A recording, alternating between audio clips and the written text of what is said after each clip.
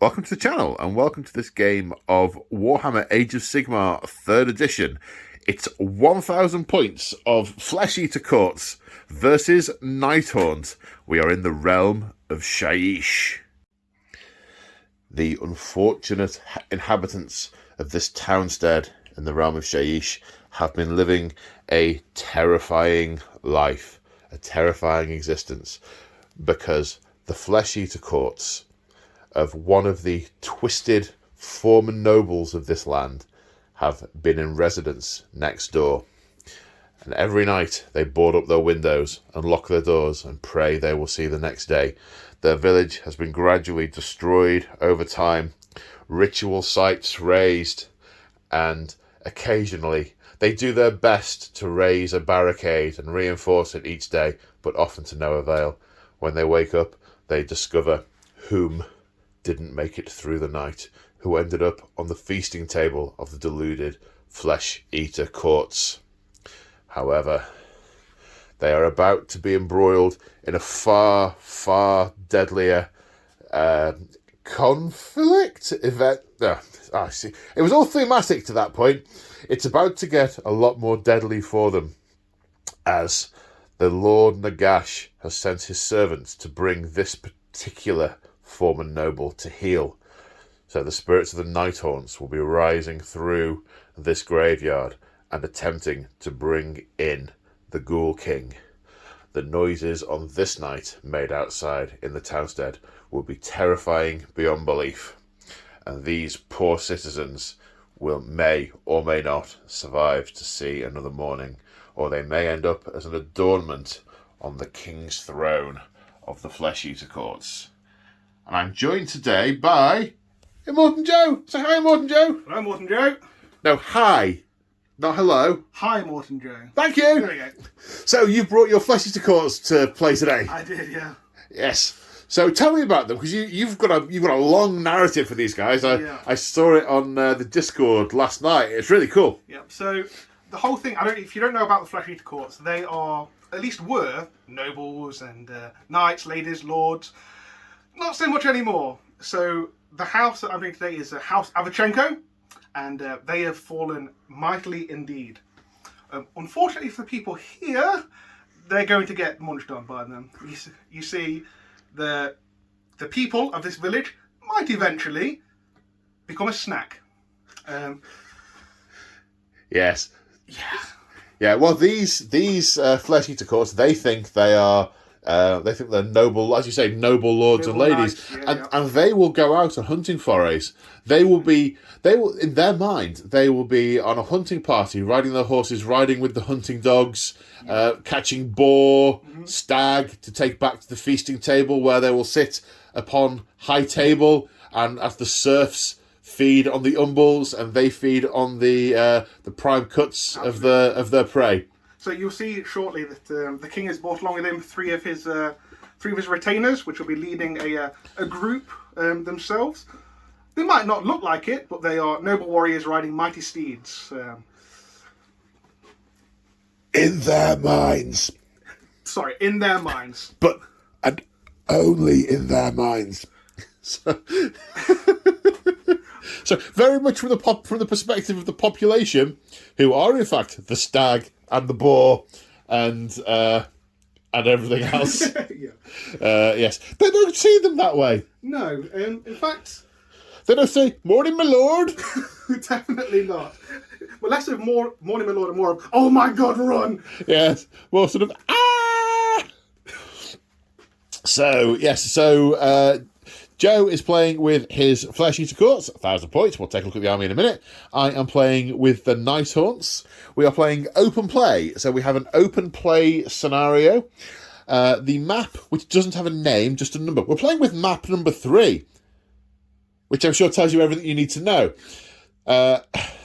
Map number 3 is quarters. Sorry, I'm being a touch facetious, because if the maps all had names, I could say we're doing quarter spear assault map or some words like that. And I'm like, no, we're doing map number 3.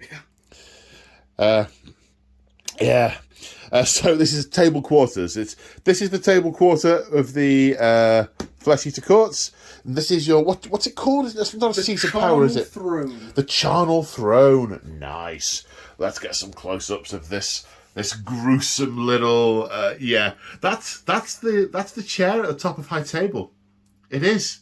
And then down here is the, The trestle tables of the lesser folk. Yeah, quite. So you've got this table quarter, so it runs literally from the centre down and across. The Nighthaunts, have that table quarter, again, literally to the centre. So we could, in theory, start in base-to-base contact in the middle of the table. Yeah. In theory. Yeah. I don't like that as a proposition. The mission, the victory condition, it's called Field of Glory. And that very much fits the knightly theme, the riding to war against these invaders. Yep, and the Nagash is all, and all is Nagash, which you'll probably hear me say a lot throughout the course of the day. That's 3 objectives. One is going to be in the centre of the table, and we each have one in our own territory. For thematic purposes, we're going to use one near the throne and one near the graveyard. At the end of the game, if you control all 3 objectives, you win a major victory. If you control 2 objectives, you get a minor victory. Any other result is a draw. So we'll get some objective counters down in a little while. We have a twist. We are using Eager for Battle, which, assuming we remember it, is +1 to run and charge moves. What would be really good is if these were all on cards like they are for 40k, and I could pull the cards out and put them down here and show them to you and talk them through. But they aren't, so I can't. So yes, it's 3 objectives, control them all at the end of the game to win, control 2 of them. So basically it's control your own and the centre of the table. If you want to win. It's kind of what it's going to boil down to. But to be honest, what we're really doing here is from a Nighthaunt point of view, we want to get to them and take them out because we want to bring them to heel. Whereas you're kind of wanting to protect the citizens quite a lot more because they are, well, actually, no, not the citizens. This is your this is my hunting ground. This is your hunting ground. This is the zebra. Yes. These are the zebra. But I guess that maybe you see these as like farmsteads with pegs of cattle and oxen and so on. In days gone by, if you were to encroach on the Lord's land and hunt his stag, there would be hefty fines to pay. In this case, those fines will mean death. Well, re-death? Re-death. Well, I mean, you probably don't see me as Ghost, I don't know. You probably see me as some kind of invading force, being as incredibly... you're a Scotch egg short of a picnic. Yeah, something like that.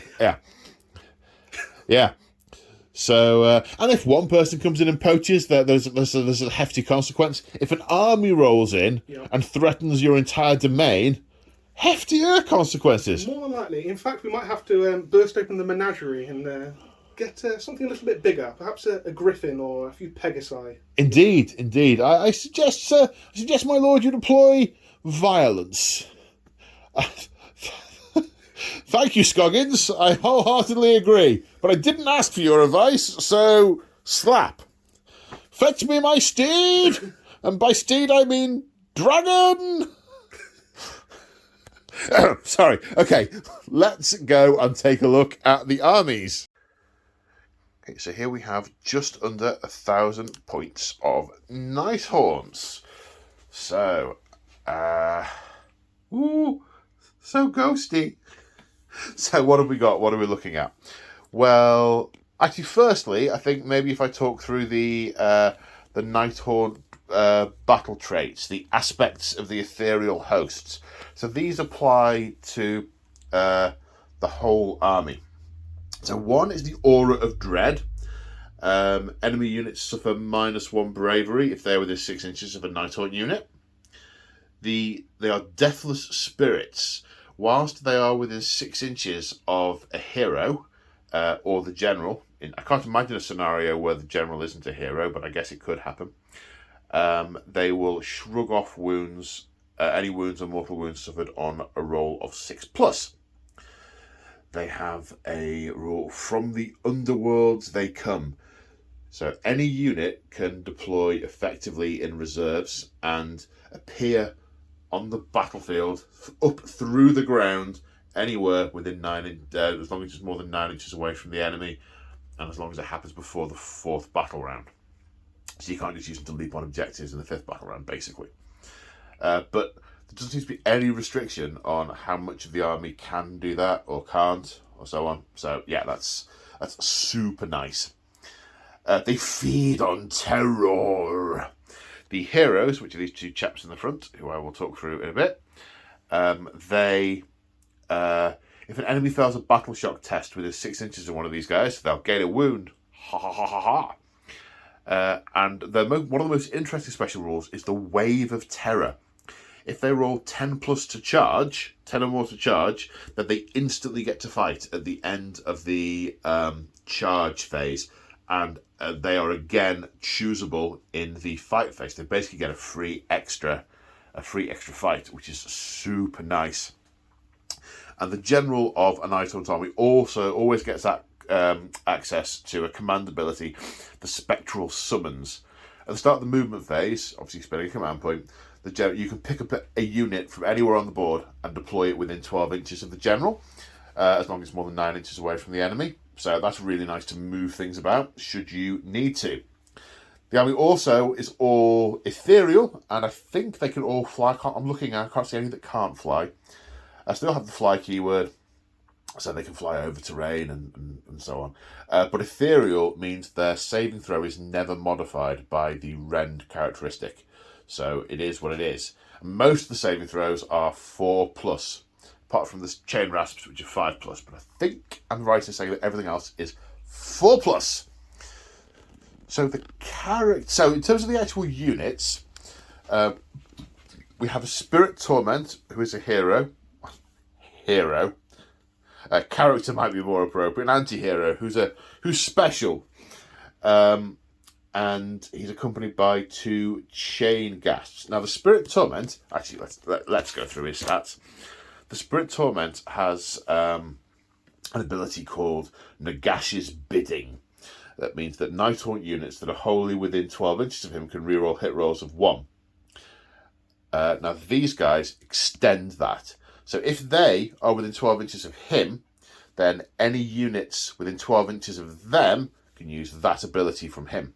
So it creates a big bubble of reroll hits. Now the Spirit Torment also has a really nice thing. He's got this padlock here, which he captures enemy souls in. And in each battle shock phase, if 3 enemy have died that turn, he can heal D3 wounds on a unit within 6 inches, or restore D3 models, which is super nice. We've also got the Guardian of Souls, who is this general's army. He's a wizard. His Nightmare Lantern is a warm, soothing glow that draws spirits from leagues around to its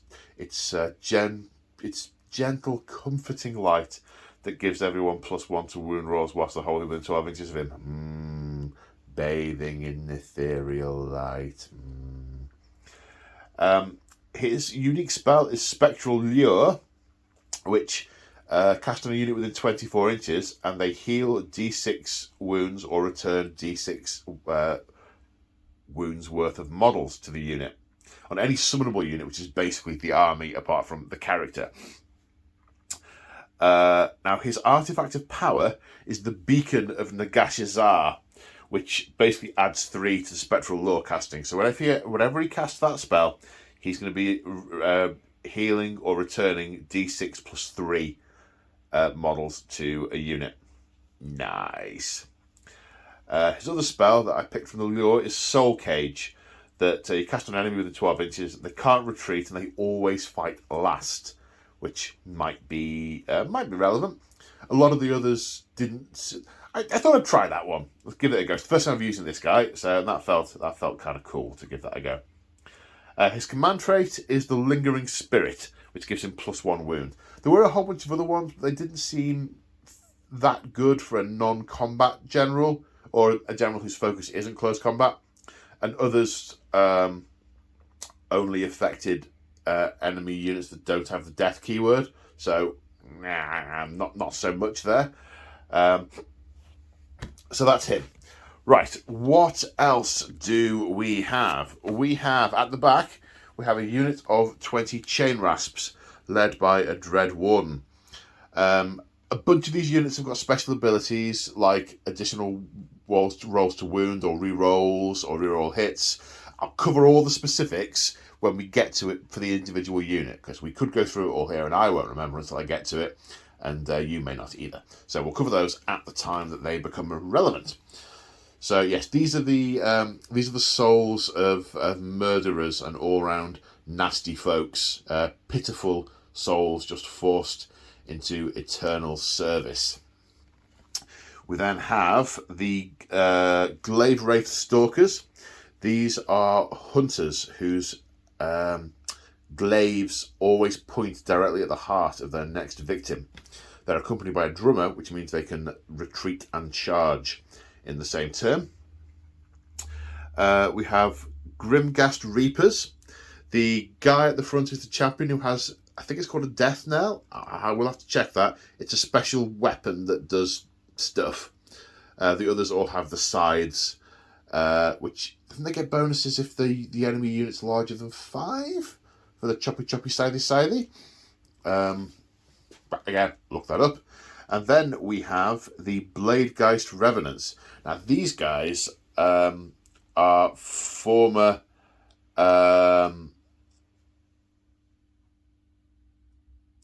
something. They associate being locked up, and being near this guy sends them into a frenzy of I don't want to be put in jail anymore. So they get extra bonuses by being near this guy. So these 3 units are pretty much going to make up a bit of a unit to go around and do things like that. I'll probably deploy those guys from the underworld. Da, da, da. And that is about it. Can you think of anything I might have forgotten? Any questions you've got, sir? Not that I can think of, no. Other than that's a lot of ghosts. It's a lot of ghosts. And he can bring back a lot of ghosts. He can bring back ghosts. Bringing back ghosts is a thing. It's a theme. It's a thing, yeah. Well, I mean, that said, the vast majority of these are all 1 wound models. I mean, I think these have got 2 wounds. I'm not certain. They might have fewer or more. But all of these guys are 1 wound models. So even the guys with the swords and the scythes? Yeah, okay. They're 1 wound models. So slightly less terrifying, but I can rally, I can do the thing with the lantern, and yeah. And you can, well, as we'll discover in a minute, you can summon units, and we may both finish the game with a very similar number of models to that we start with. Yep. So on that happy note, let's go and have a look at the Flesh Eater Courts. Okay, here we have 1,000 points of Flesh Eater Courts, and they look glorious.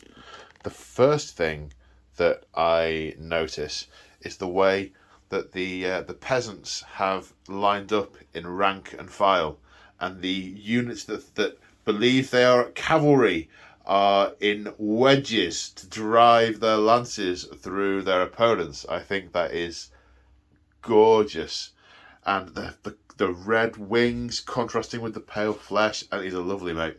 Thank you. These are really good, and there's all sorts of pretty stuff. Oh, I want to know all of it at once. So tell me about the army, the traits first of all. What's everything get? Okay, so as a Flesh Eater Courts, they're all delusional in their own different ways. So you get your individual delusion. These guys are going to be using the Hollowmorn Grand Court Delusion, which allows them, the knight units, which are the cavalry you can see, if they make a charge roll, they get to reroll 1s to wound. Okay. So it's as simple as that. Outside of that, they don't get anything special. But as a Flesh Eater Court, they get an ability called Deathless Courtiers. If they're within 12 inches of a friendly hero, on a 6+. This is a generic Flesh Eater Court. Generic Flesh Eater Court. Yeah, okay. Yeah, on a 6+, they ignore wound. Oh, right, okay. Much like my guys do. Yep. They have a special command trait that can be used in any delusion called Feeding Frenzy. Now, Sorry. It's as good as probably what you're thinking. So as they charge forward to glorious battle or dinner, after they fought, I can spend a command point on a unit within 12 inches of a hero or 18 inches of the general. They get to pile in and fight again. For a command point. For a command point. Okay. That, it just raised the question what they're eating, given I'm ethereal. Well, as we're fighting, I reckon like the townsfolk Start running in every direction. Around, yeah, so they just happen to get in the way. Yeah, maybe. I imagine they've learned over time that staying indoors is probably the safer thing. However, I can certainly imagine your guys trying to stuff my bodies into their mouths and being very confused with their inability to do so and then trying harder. Yeah. There must be something in here somewhere. Use your imagination, Dennis. Yeah. Oh, what's that from? I just made it up. Oh, right, okay. Sorry. It sounded like it was from It something. did, Yeah. But yeah, that's basically all the rules that they get. They're the generic battle things. Generic rules is they can feed in frenzy, +1 to charge, plus one, reroll once to win. Okay, right. Now, let's start small and go big. So these are... They're crypt ghouls. Crypt ghouls. Okay, now these aren't going to start the game, are they? These guys are a summonable unit that you can bring in during the game. So these guys and the flayers on the right over there, they're not part of the army composition. You see, when mustering the army, the arch-regent on his throne up there, he's a tactical genius. And he can... Really? Look at him! Well... Okay, sorry, yes. Yeah. Whilst the battle is commencing, he can summon forth more of his noble retainers or serfs as he would see fit. So if the course of the battle, I think, right, I could do with some foot soldiers, these guys will come in. These guys are nuts. Yeah, and if I need something a bit faster moving or like a strike to the heart, a cavalry. Yeah. Cuckoo. Other than that, they're just they're cheap chaff with lots of attacks, and they get very hungry when there's 20 or more in the unit. They start fighting amongst themselves and to getting to the food, so they get extra attacks if there's 20 or more in the unit. Okay. And there's 20 there, so if they come on, they're going to be mightily hungry. Yes, okie dokie. And what about these other knights? Knights. They are called crypt horrors. Okay. Now they have some of them have big clubs and some have bigger claws. Now, okay. When they are fighting and they roll a 6 to wound, the damage of their weapon is increased by 1. So instead of a 2 damage weapon, it'll become a 3 damage weapon. Okay. Oh. Okay. They are big and smacky. Okay. Outside of that, there's nothing special to them other than their noble lineage. They have royal blood. They basically regenerate a wound every turn. Okay. Does that, if they're dead, do they come back, or is it only the living one? It's just the living ones. How many have they got? They've got 4 wounds each. 4 wounds each. That's tasty. If they had a courtier with them, which is basically a leader of that unit type, he has an ability to muster them. And I roll 6 dice, and on a 5+, it'll bring 1 back. Okay. But we don't have any of them today. Cool. And much like the horrors, the flayers have got something similar, but instead of a 6 to wound, it's a 6 to hit. It will just do a mortal wound in addition to the regular damage. Okay, that's good against me because I've got that the save that can't be modified. So yes. that's very handy. So potentially, if you leave like one of your heroes in the back or anything, they could charge in at him and hope to get the. So you're summoning. They're going to come on kind of like deep strike. Sorry, the deep strike. I believe they come off on the board edges. Board edges. Yeah. Right. Okay. Okay. Tell me about this fantastic beast. Okay, so what you see there, it is a royal terrorgeist. It looks like a royal terror. So, look at the holes in the wings. It's all ragged. Yep, he's been through the wars, and that's why the archery is bringing him today, because he needs a bit of punch. Now, the royal terrorgeist are absolutely terrifying monsters in combat, and they've also got a bit of a voice on them. They've got a bit called Death Shriek, which is a missile weapon. Okay. But they don't fire anything. They just roar at you very, very loudly, terrifying their enemy. Probably won't affect you too much. I roll a dice, and add a number. Yeah. If it's greater than your leadership or bravery, My bravery. your bravery, it does the difference in mortal wounds. All right. Well, my bravery's 10 pretty much across the board. Yeah, so I'd need So a it's 5 to... okay. So it's not going to massively come into it, but it still could. No, but however... Even shades occasionally remember the fear of mortal life. I can imagine. He's also got his skeletal claws, which he gets 4 attacks. Claws. He's 4 to hit, 3 to wound, -1 damage, which -1 rend, which you don't care. It's D3 damage a pop. Nice. And the terrifying thing about him is the front end of it. His fanged maw. The business end. The business end. He's only got 3 attacks with it. However, when he gets you and gets you good, 6 to hit does a flat 6 mortal wounds.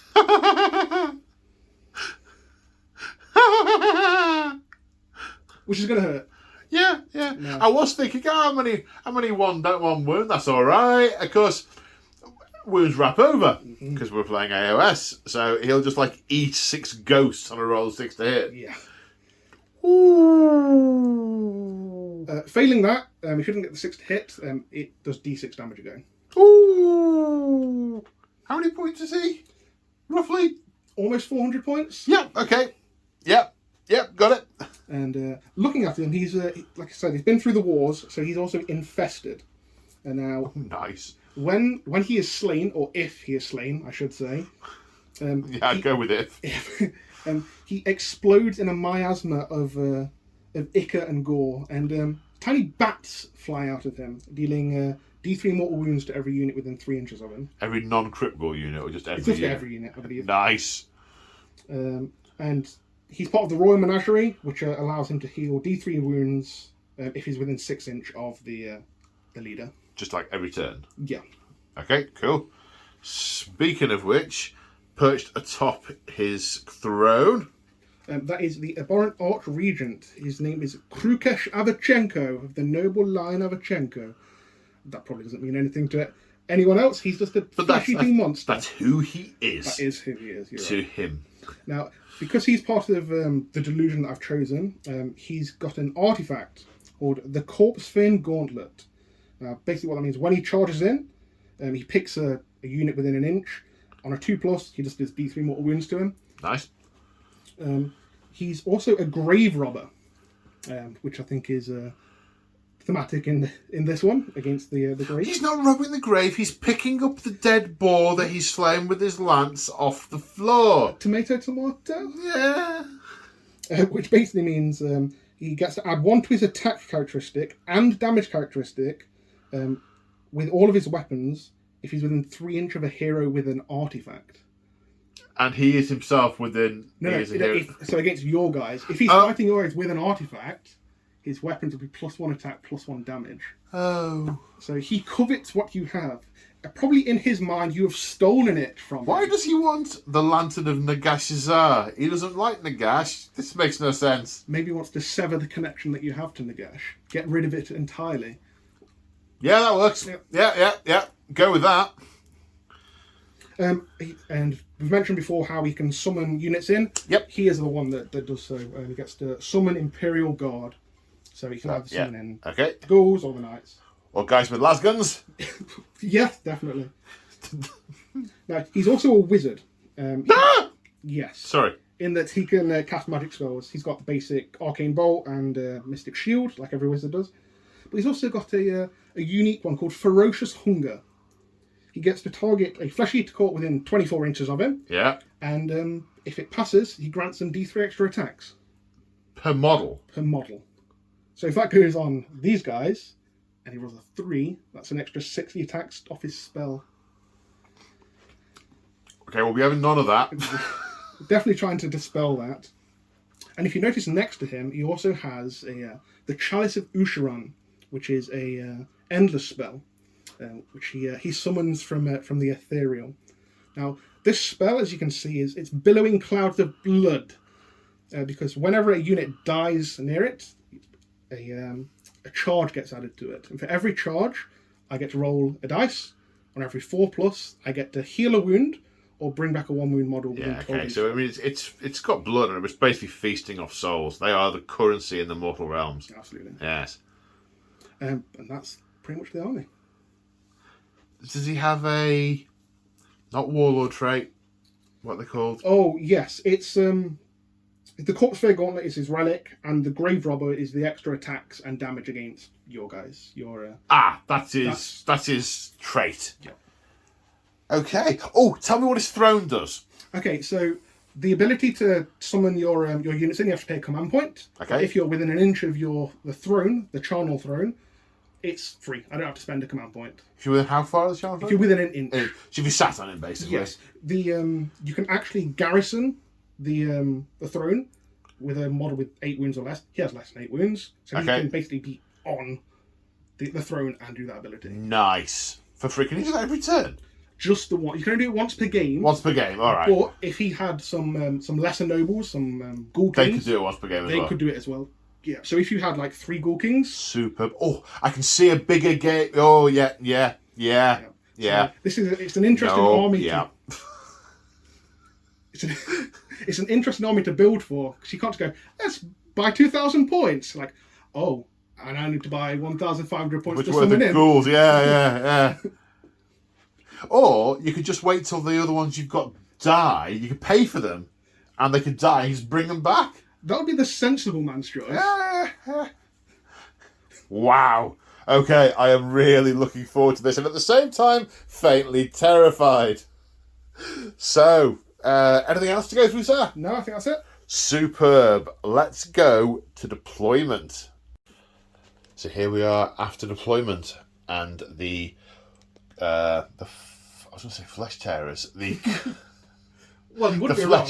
The flesh eater king is atop his throne. He is garrisoning it. It's a garrisonable model, and he is garrisoning it. He has his dragon in front. Sorry, his noble steed in front of him, and his cavalry sent to head out in 3 different directions. They are on the objective in the centre of the table. Immortan Joe dropped first with a single drop, because we both have a battle line battalion, giving us both single drop. I, in response, have deployed slightly further back, although we are still pretty close. So there's going to be a lot of first turn violence. There's going to be a lot of first turn violence, I should say. I've deployed my Chain Rasps on my home objective, my Glaive Wraith Stalkers, and my guys with the scythes further forward, and the Guardian of Souls nearby. Oh, you don't belong there. You belong here.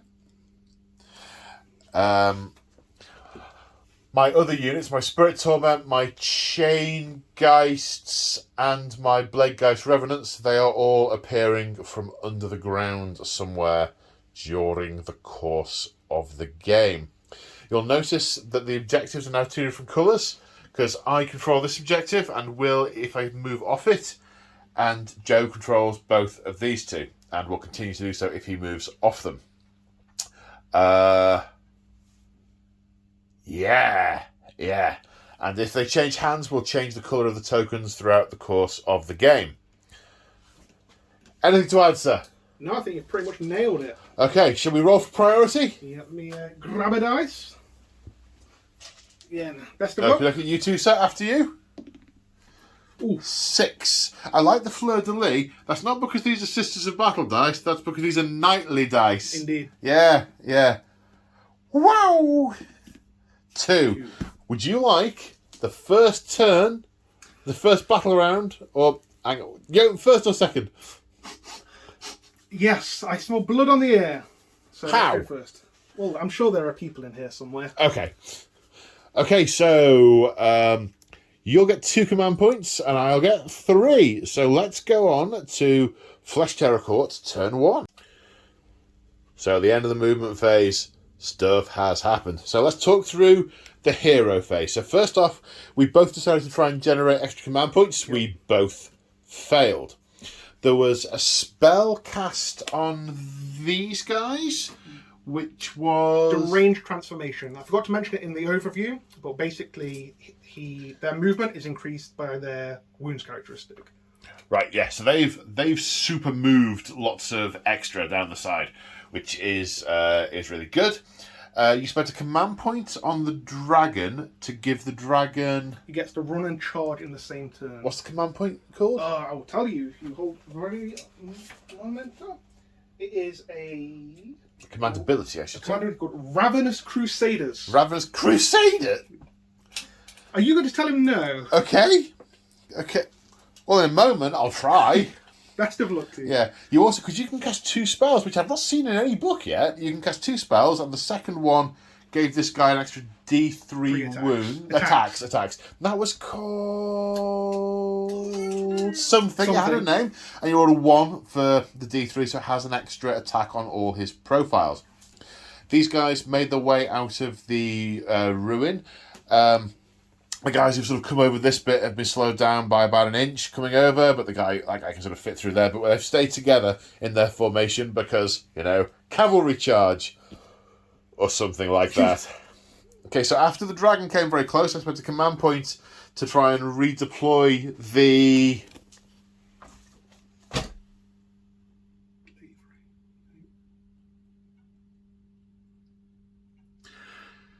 Start chain Raspord. The Reapers. The Grimghast Reapers. Yeah. Did I mention this is my first game with the Nighthaunts? I don't know if I did or not. No, the Grimghast Reapers, yes. So they redeployed an entire inch, taking the taking the charge up to 7 inches, with also the availability of forward to victory. Yeah. So, it sucks to be them, so that's okay. Yeah. Yeah. With a bit of luck, they won't be them much longer. Well, if they're not them much longer, it's very much going well for one of us. Okay, so anything to do in the shooting phase? Yes, this guy has got his scream. I'm going to target these guys here. Okay. I roll a d6 and add 6. Anything over your bravery will do mortal wounds. So just 1 mortal wound if your bravery is 10. I'm pretty sure their bravery is 10. Their bravery is 10, but they are deathless spirits, so they will potentially shrug that mortal wound on a 6 because of them being within an inch of a character. They do not. One of them remembers the feeling of mortal dread. That's it for the shooting. Okay. Charging? Oh, yes. This guy here. Good luck, sir. I don't think you'll need the luck, but good luck anyway, sir. It's +1 to charge from the Eager for Battle. Oh, yeah. So you need a 6. That's a 11. Yep. Yes, it is. It is. Yes. Yes, it is. It is. Yes. That's all the charging. Good. So at the end of the charge phase, the dragon... What's it? It's Terrorgeist? Terrorgeist. The Terrorgeist goes... It rampages through this ethereal horde and stomps on their bodies on a 3+ for D3 mortal wounds. 2+? 2+ for D3 mortal wounds. For 3 mortal wounds. But we are soulless? Is that what I called it? I think so. We're deathless spirits, and we will shrug them on 6s. We shrug 1, so only 2 die. Hooray! So your attack, so you've got two profiles? Yes, he's going to go with the bite first as he flies in. He opens up. So that's 4 attacks with an extra 1 from your spell. That's the one, so 3s to hit. Okay. Okay, now the 6 is a flat 6 mortal wounds. No, it isn't. Sorry, carry on. And then 3s. 3s to wound. So it's just the 1. Okay. 4 up invulnerable 4 up save that can't be modified. 6 mortal wounds, so I will shrug those on 6s. Yowzers, that's nasty. I shrug 1 of them, so that's 5 more dead. 1, 2, 3, 4, 5. Yaha. And he's going to go with his spectral claws. Yep. Skeletal claws even. So hitting on 4s. 3 hits. And then 3s again. Just the 1. Just the 1. Saving on a 4+. Which I fail, and is it multiple damage? D3 damage. Just the 1. For 1. Shrugging on a 6. No. So another 1 dies. Okay. So, I get to attack back, or is there more stuff to do? How deadly are they in combat? How deadly are they in combat? Well, I know they're dead. not very. I mean,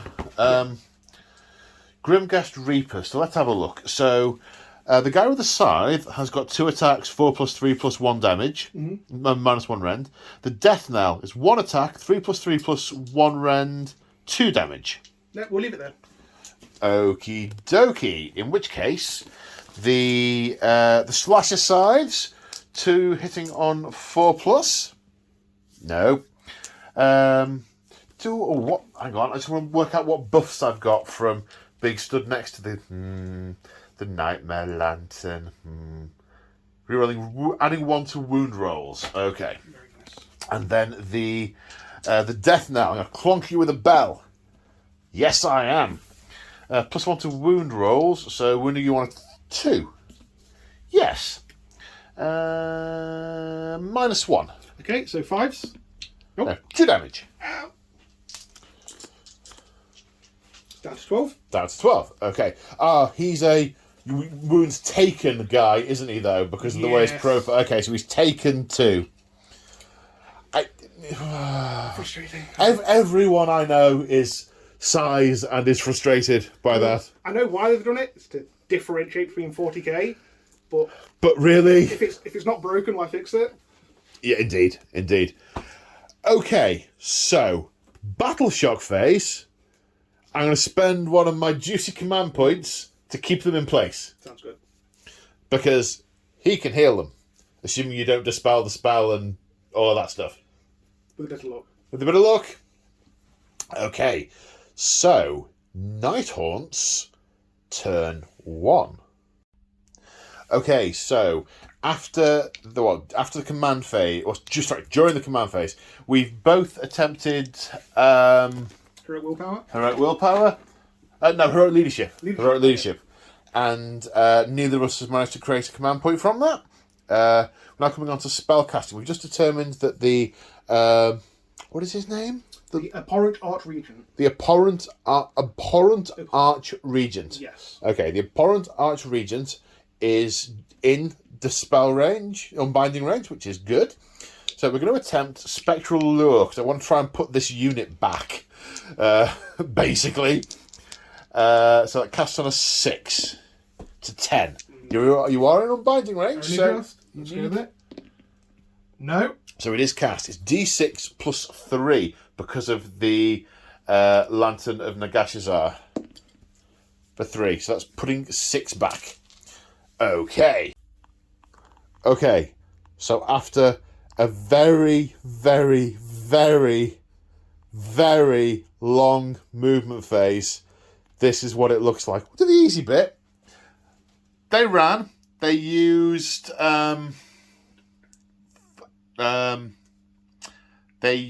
the on the march, on the double. At the double. They used at the double to get their full march. Because of the twist, they got the extra point to advance, leaving the home objective completely held because there's no way any of that lot can get to it. Honest. No, well, that's what I thought when I moved them. I forgot stuff.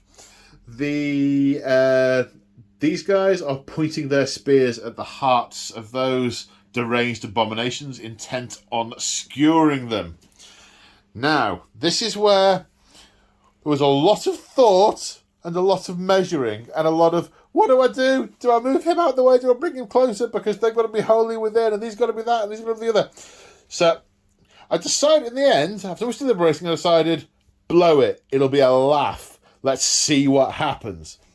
So the Bladegeist Revenants have come in over here. They're 9 from that and 9 from them.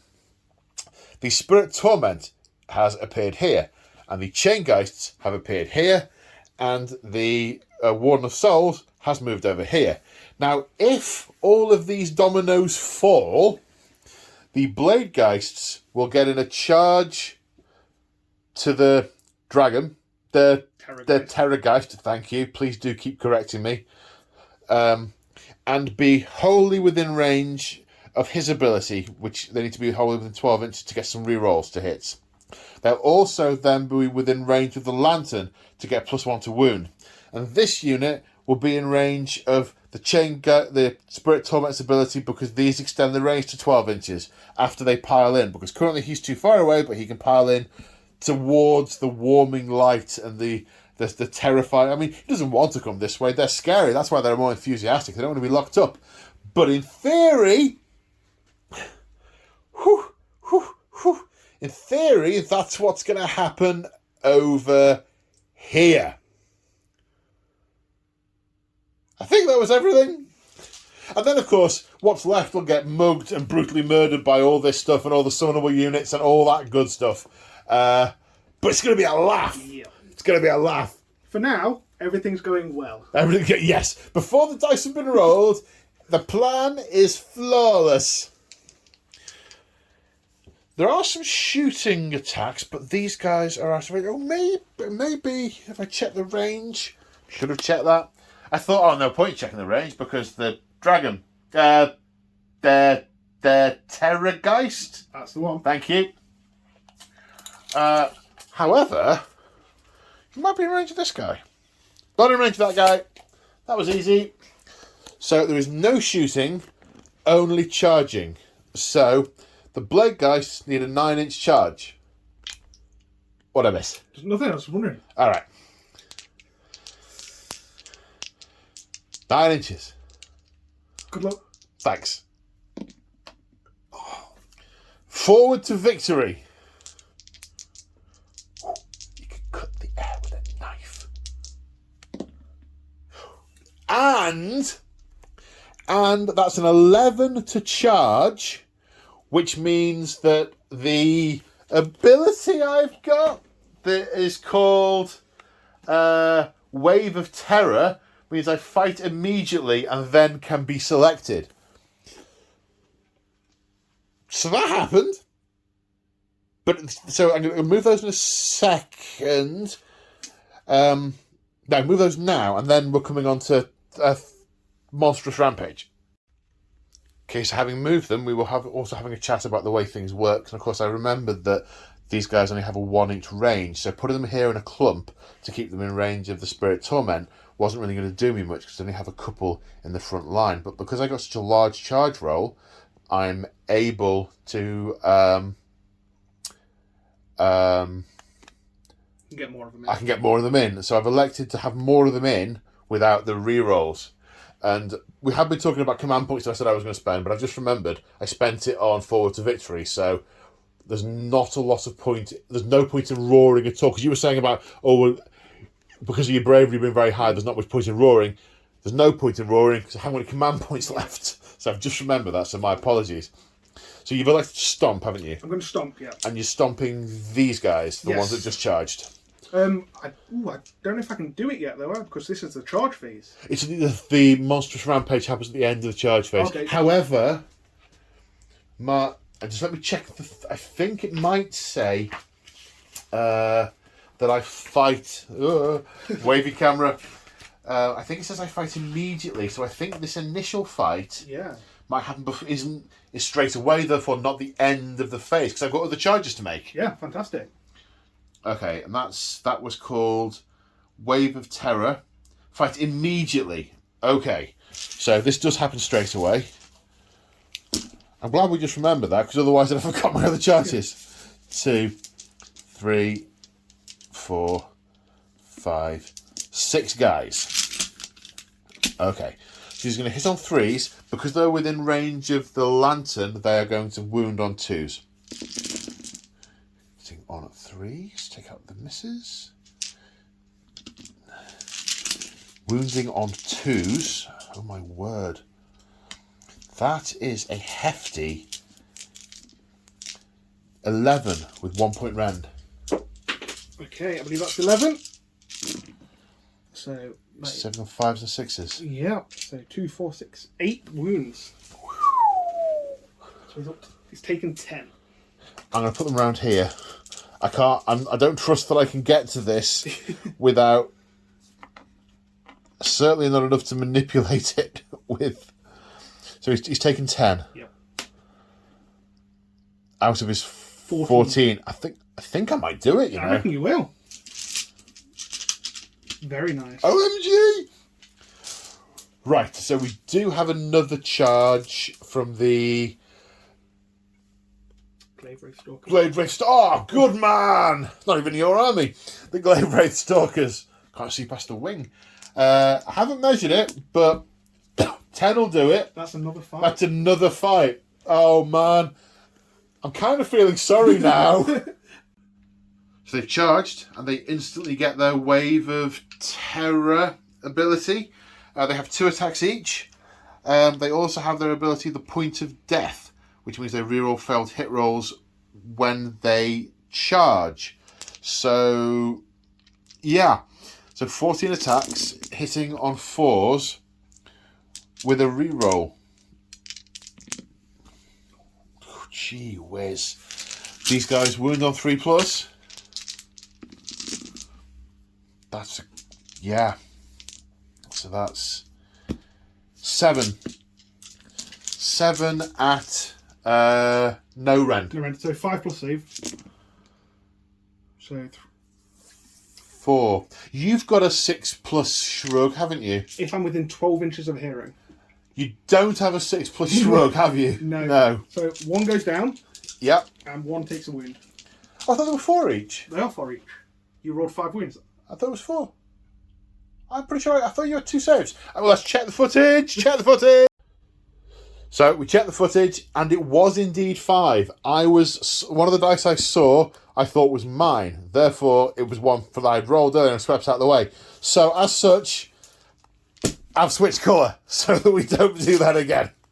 And we've just gone, hang on, have we mixed our dice up? So we've just been through and checked every dice. So that was far more effective than it had any right to be twice. But would you like to stomp on me, sir? And would you like to take great pleasure in squishing some ghosts underfoot? I would love to. Excellent. Now the question is it going to happen? No! Oh! The dice gods hate you. Did you sacrifice the goat before you came? Well, I was meant to be sacrificing a goat, but unfortunately the bloody chain rasps, or whatever they're called, are interrupting it. No, I meant you, Joe. Did you sacrifice a goat to the dice gods? No comment. No. Okay, so how weak is he now on 2 wounds?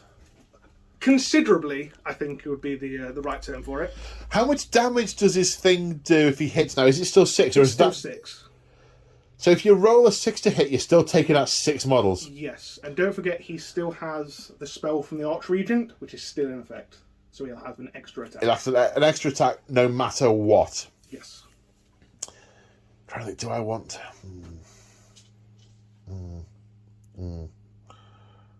I kind of want to kill them.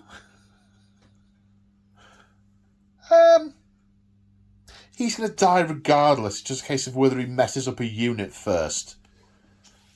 But I can always make them better. I'm going to kill them. Go for it. I've no idea if that's a good idea or not. But, yeah, I mean, this is a ghostly... I'm seeing this as the bit near the end of Return of the King, the fight to Minas Tirith. They're just coming off the boat and sweeping through the ghouls, plucking at their souls. Hit on 4s, re-rolling misses. Because they charge this turn. Oh, sorry. Didn't see that one. Thank you, sir. And wounding on... It was 3s, wasn't it? It was 3s, yeah.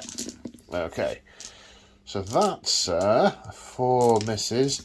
1, 2, 3, 4, 5, 6. 7 on 5s. Good luck, sir. Thank you.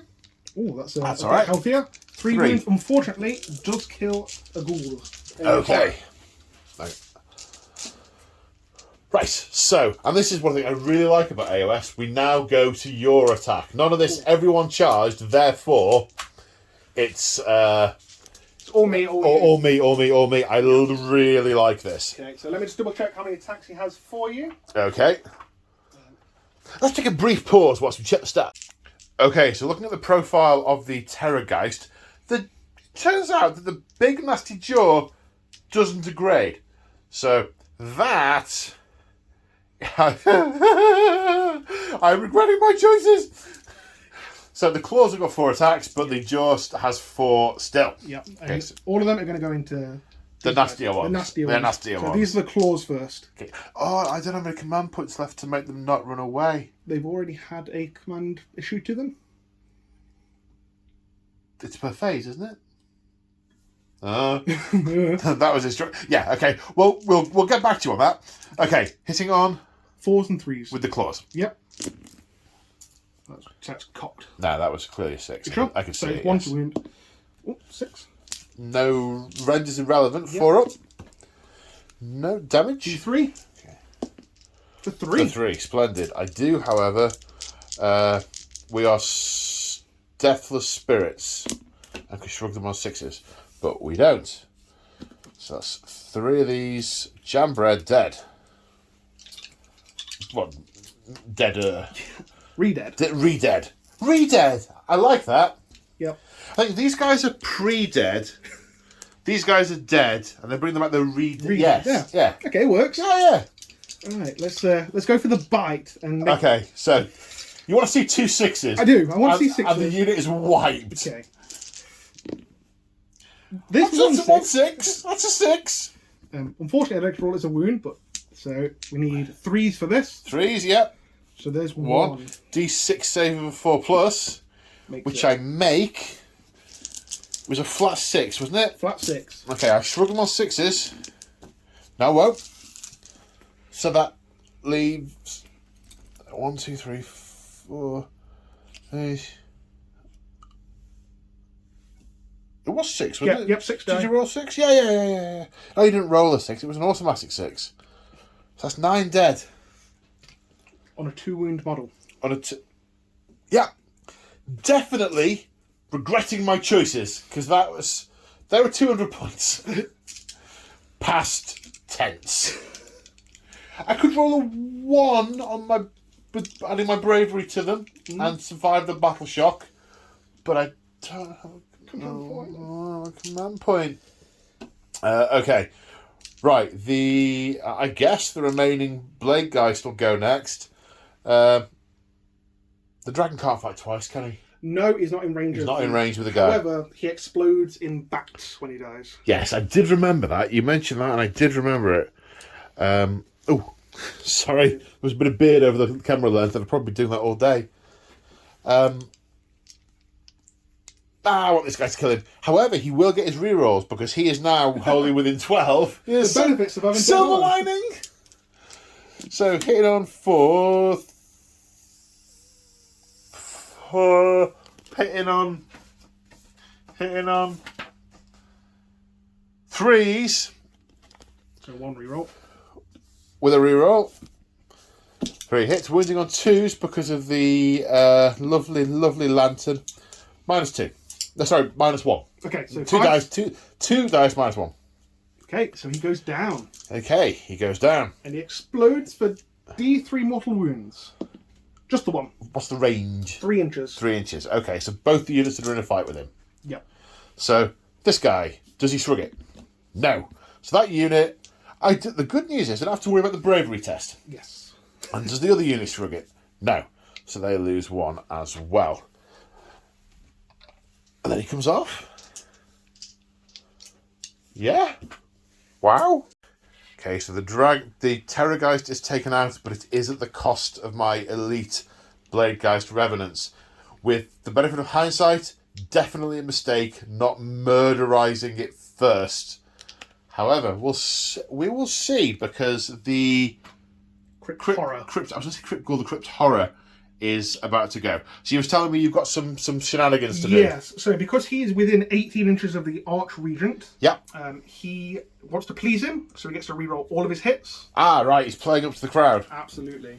I'm going to spend a command point on all-out attack. Yep. To be hitting on 2s. Because you've got it, you might as well spend it. Absolutely, and I want them dead. So how many attacks does this guy have? He has 3 normally. Yep. He gets 1 for being the unit champion. Yep. So he's got 4 attacks, hitting on 2s. Okay. So let's go for it. Rerolling 1s, of course. Rerolling 1s. Yep. So they all hit. And now it's Wounding on 3s. 3s, okay. 6s to wound become 3 damage. Okay. So it's 2 wounds. So 3. 3 is a wound. Yeah, 3 wounds. Okay, saving on 4+. Fantastic. Yeah, we're ethereal. They were going to be like 3 wounds each, I think, weren't they? 2 wounds each. 2 wounds each. Yeah. Yeah. So I've saved myself those guys at the cost. Yeah, sorry. I'm with that. I think I'm going to use Feast Day for a command point. I'm going to make them fight again. Do you have one left? Didn't you spend your last one on? I've got. Oh, you got one left. Okay, cool. So exactly the same. 2s to hit. Okay. 4 dice. Re-roll. Yep. Okay, and then 3s to 3s. wound. Okay, so 1 wound at 3 damage, 1 wound at 2 damage. So the 3 damage fails. The 2 damage also fails. That's 5 damage. I do not have, because I'm not within range of a character, I can't shrug them. So that's 1, 2, 3, 4, 5. We're now tying on that objective. I think you have to beat me to take it off me. I think so. Ooh. Trying to scrape the victory out the jaws of defeat. Okay. Did I kill... Oh, are we... I think that's all the fighting. I think that's isn't everything. It? Okay, so I just need to check the Spirit Torment rules because he has stuff in the Battle Shock phase. But is it possible for you to fail with 2... I'm leadership models? 10. Okay. They are so utterly insane that they don't give any heed to... I've lost 5. I could lose 1 on a 6. Okay. Yeah, we don't care. Yeah, not like that. Not like that. So because 3 models of yours have died, the Spirit Torment can harvest their souls for Nagash. Nagash is all, and all is Nagash. However, and you can then use that to heal or restore models on a unit within 6 inches. There is not a valid unit within 6 inches anymore. It's a thought that counts. It is very much the thought that counts. Yeah, I mean, if you were still around, I'd help you out. Well, yeah. I mean, I could kill some more of you and eat their souls. I'd rather you didn't, but you can try. Well, quite. Well, that's the end of Battle Round 1. After 2 and a bit hours? A lot of hours and much procrastinating. Yeah. There was. I'm reminded of the Monty Python of the Holy Grail, and there was much procrastinating. So we need to do the priority roll for Battle Round 2. Oh God. I believe I win ties. Is that how it works? Well, we'll check. Good luck, sir. Do we need to check if... No, we don't. I don't think so. Are you having the next turn, or am I having it? I would like it if you're offering. I'm not. I'll take it if you're not offering. Yeah. In which case, then, be my guest. Therefore, I am magnanimous. Yes. Dear. Okay, so we are mid-command phase. You generated a command point. Yep. I have given the Spirit Torment Heroic Willpower so he can attempt to dispel. I thought, excellent. I'll be able to... Because he can cast 2, so I thought, I'll be able to dispel 2. I moved him out of range of dispelling, so... just the one choice. Speaking of which, spell time. So he's going to cast Deranged Transformation. So I need a 6 for this. So That's a 6. It goes off. Is that the one that gives you the D3 extra attacks? No, this is the move equal to the wounds characteristic. Right. So I'm going to give that to these guys here. Okay. So they've got +4 move. +4 move. Yep. Okay. And now this guy is going to do the extra... Oh, hang on. You rolled it on. You cast it on 6, didn't you? Yes, you can attempt to unbind. Well, I'm thinking because you see, a 6 is unbindable. It is. Like a 10 or something isn't. But I'm not. I think they're going to be in. I think they're going to get in anyway. Assuming they're coming here. I mean, if they're coming down here, maybe they're no. No, you can have it. Okay. Have it. Now I'm also going to cast Chalice of Usharan, which is a endless spell. Right. Yep. Very, yeah. Okay. Just nod and smile. Yep. I need to check if that goes off. Okay. Check. We'll keep the camera on. It's okay. We were discussing this earlier, whether and we had a sort of throwback to the old fantasy battle days, Because you cast an endless spell and it stays in effect for a number of turns. We're saying, well, if you try to unbind it, is the unbinding number that you need the same that it was cast with, or does it change on subsequent turns? Because Fantasy Battle, it used to go down to the minimum number, so it didn't become like basically permanent if you had a good roll. As far as we can see, that it's the whatever the roll is, and that's what you need turn after turn after turn to try and do it. So, did you check it, sir? I did. It was a 6, so it does go off. So it does go off. Well, I'm going to try and unbind it because it sounds nasty. I would.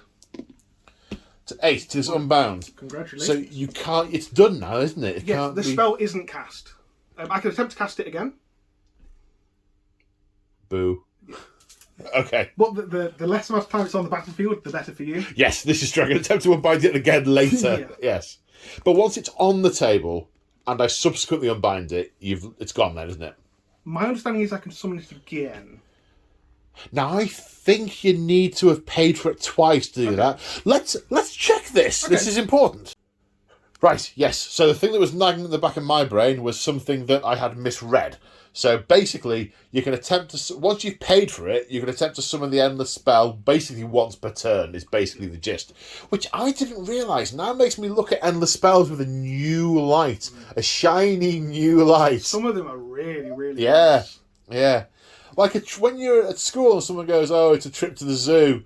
And you go, oh, it's in the zoo because you're like, you're a teenager and you're cool. And the other person says, yeah, but we're not at school. So, all of a sudden the animals are shiny and new. Yeah, now that you say it. Okay, so, right, spells done. Command points to be spent. Right, yes. So I believe it's called Rally. Yep. So I'm going to spend 1 command point. Yep. On Rally, trying lucky 6s to get these guys back. So hoping for at least 1. I don't get any. No, so, okay. No. I am also spending a command point on Rally. I have more dice to roll. I also want 6s to get some guys back. 2! Huzzah! Okay, and another command ability to be spent by activating a command point and activating... So, I can't remember what it's called, but it's the Hollowmorn specific command trait, which allows him to run and charge in the same turn. So he's going to jump off of his perch and go hunting. I want to know what it's called. Okay, what's it called? Ravenous Crusaders. He's not a crusader. He's out of his tree. But, yeah, okay, crusade away, sir. Crusade away. Onward. Victory. Okay, yep, that's done. Movement time. Oh, yeah, they came back. Hooray. They're not going to last long. Hooroo. So at the end of the movement phase, the cavalry charge is in full swing with a lance formation here on my left, a lance formation here on my right, and the general being all generally and heroic on his mighty charger coming up the middle. Supporting his retainers. Indeed. It just reminded me, did you ever play Bioshock? I did. I think it was Bioshock 2. There was a scene where you saw what the little sisters saw, and everything was sweetness and light, and they were angels on the floor. But what everyone else could see was very different, very different. So we did all the commandy phasey stuff. There's no shooting because the Terrorgeist has gone off for a nap. I'm sure he'll stitch some flashback to his bones later and say, "It's all right, Dobbin, you're not dead. We'll glass of rum and you'll be fine." I don't know why you'd give rum to a warhorse. Moving on. It is the charge phase. So shall we start here? Because we know that's a 7. Okay. That is an 8. You're in. So he's in. Boop. Yes, indeed you do. Over here. We know this is a 3. 3. Yep. Yep. You're in. Now, I'm going to actually measure this because I want to get some movement if I can. Oh, they're not actually going to fit there, so... Nah, you're fine, you're fine. Just boop them in. Okay, now over here. This one. We haven't actually measured this. We haven't. So let's roll first. We now need to actually measure. Okay, so we're starting here with the Crypt Horrors. That's right. Is that right? Okay. Now, there's I don't know when you use it, but there's a command ability to make them fight twice, isn't there? Yeah, it's immediately after they've fought. So I wasn't sure if we know about it now or not, or we find out in a minute. You'd find out in a minute. We find out in a minute. Yeah. Okay. I'll continue in blissful ignorance. So... so I'm going to spend a command point on all-out attack. Yep. So they're now hitting on... I would be spending command point on all-out defense, but my save cannot be modified, good or bad. I take that back, so you can only do one command a phase on a unit, can't you? I'm not aware of that. No, I'm sure that's what it is. I don't care. Okay. So I will all-out attack then. Okay. So this is this many amount of dice hitting on 2s, re-rolling 1s because they're charged.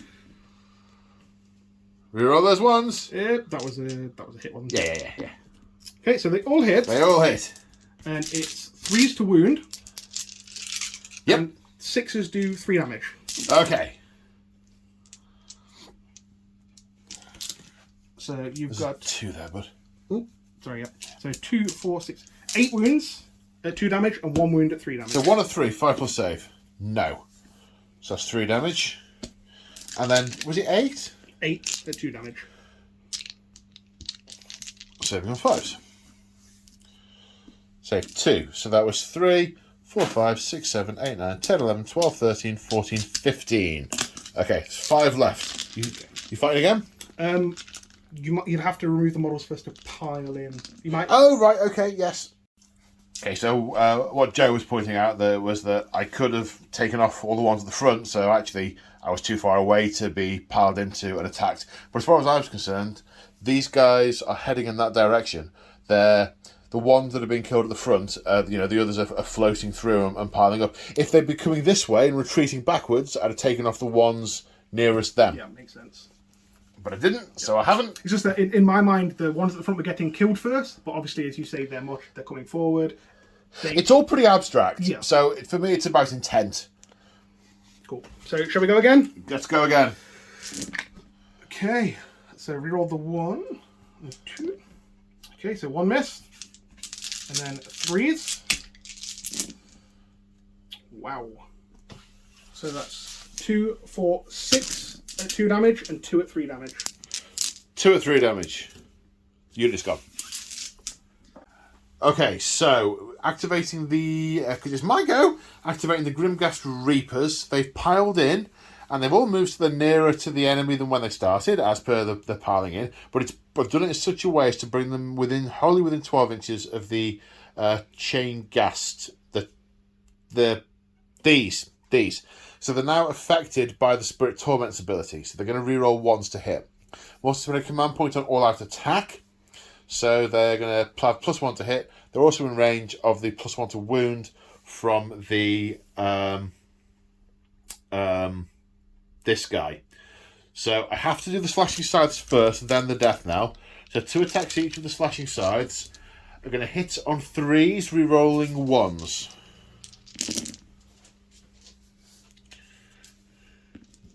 They've all hit.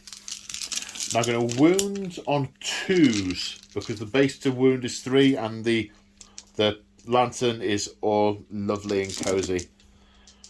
They've all wounded. I could technically wipe the unit.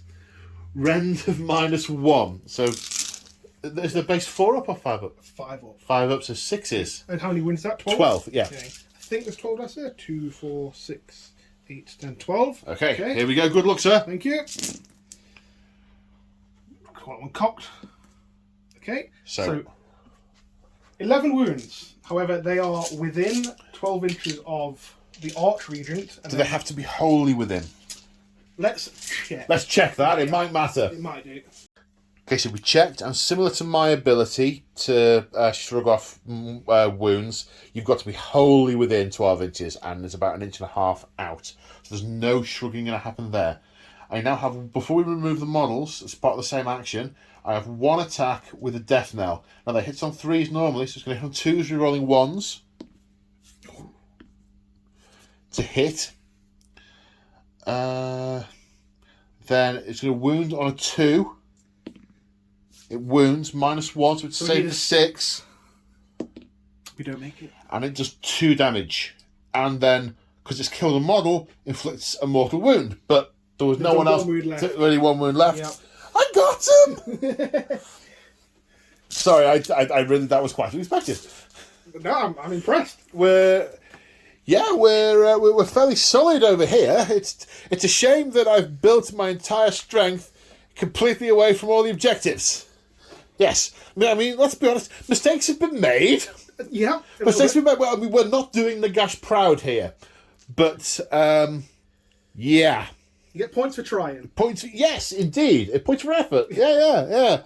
Okay, where are we going next? Who are you stabbing up? Okay, let's go with this guy. He's trying to impress his liege, so he gets 4 attacks. Yep. Rerolling everything because he's trying to impress him. Yep. They all hit, and then 3s to wound, 6s are 3 damage. Okay. That's 2 wounds. 2 wounds. Saving on 4s. Ha! They pass straight through our ethereal corpses. Okay, and the Archregent is going to attack. He's going to show him how it's done. Now, you'd be pleased to know he's got 7 attacks. Thrilled, mate. Absolutely. Thrilled. So he's going to introduce them to his... They're called Gory Talons and Fangs. So 3s and 3s. He's going to bite me to death.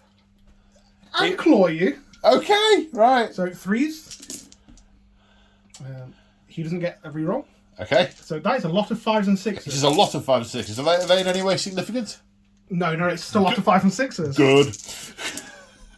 Okay, so that is 4, 5 wounds. Sorry, say that again. That is 4, 5 wounds. Each damage, just 5 damage? No, it's 5 wounds, 1 damage each. 4, 5 wounds. Where's the 4 come into it? Because I saw 4 dice, and then I saw 5 dice. Oh, right. Okay. Yep. Okay, so how much damage each? Just 1. Oh, right. So saving on 4s. So 3. Yep. I'll take that. The unit lives. He gets to attack back. I may as well... Does your lord have any way of getting wounds back? Yes. He's got royal blood. He gets 3 wounds back a turn. I'll stab the other guy. No, I won't. Is that it? That's everything. Okay. Battle Shock. He can't fail because they only lost 3 this turn. They are all dead, so they can't fail. He does steal a lot more souls, but it's not within 6 inches of a unit to give them some wounds back. I think he's got a serious case of I'm in the wrong place. I'm in the wrong place, very much in the wrong place. Yes. A number of mistakes were made. So far, moving those guys up there, mistake.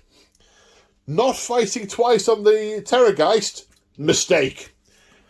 Putting these guys here, those other guys, they didn't need the help. Putting these guys here, mistake. They should have been over here. But, it's an ancient proverb that when you're winning, you're teaching. When you're losing, you're learning. And I'm learning. First game with the army. So, no other battle shocky stuff to do. So we're on to... No, it's not battle round 3. It's my turn, isn't it? Your turn. I gotta go! You do. Yay! Okay, so we're in the hero phase, and we're trying to work out the right sequence to do things. And we've done things in the wrong sequence, but we're going to now try and get them into the right sequence. What we did was we both rolled to see if we get a command point back. I did, and Joe did. Then we worked out that we shouldn't have done it that way around, but we're going to keep that. What I need to do is... Because we're trying to work out whether or not I could... Whether I could rally then cast spells, or whether I have to cast spells then rally, because it makes a difference. Turns out rally you have to use the start of the hero phase. So, a little bit of rewind... I'm now going to rally this unit. So 6s and a unit floats back up through the floor, and a model floats up through the floor.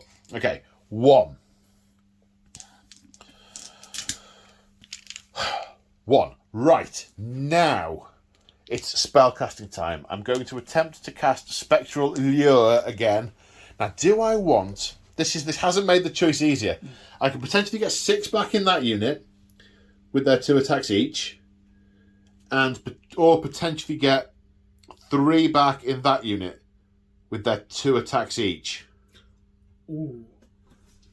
Now, if you want to edge your bets, you can fall back with them, can't you, and charge? I intend to. If you get more in the unit and you charge, if you get the 10-inch charge... But that's true of these, because these are going up the table to charge them anyway. You're going to get more attacks if you have a 10-inch charge on... You got more likelihood of getting two 10-inch charges, and if you get a 10-inch charge with them, lots of attacks, and with them, lots of attacks. Okay, I see what you mean. So if you get a 10 with them, you're laughing. If you get a 10 with them, you're like, you'd wish you'd have them on them. Yeah, I'm going to go with them because there's the potential for more. Yeah. Go with them. Right, I'm either going to fail the spell now or you're going to unbind it. 6+. I'm going to fail the spell. So that's half an hour of our life that we're never getting back. Oh, for crying out loud. Well, I'm glad we discussed that. Well, yes. Okay, so at the end of the movement phase, this is basically an attempt to mug the enemy lord, bring him to heel and take him back to Nagash on his knees. The Spirit Torment and the Chain Ghasts couldn't possibly get to charge range, so they had both advanced. That's why they've moved quite so far with the pack. The Guardian of Souls has also advanced. He's eager to bring the prize back. The Grimghast Reapers, I'm not reading it honestly. The Grimghast Reapers have moved and do not require a very large charge to get in. The Glaive Wraith Stalkers have fallen back and are going to charge. I do have a ranged weapon, but it was going to be out of range, so they aren't going to throw the big bricks at anyone this turn. Yeah, I've reclaimed the objective. It's gone yellow. It's mine. Right, so first things first. The Grimghast Reapers are going to attempt to charge. Good up. 4. Is that in? +1 from the... 5. It's in. With some piling, but it's in. Okay, now the Glaive Wraith Stalkers are also in.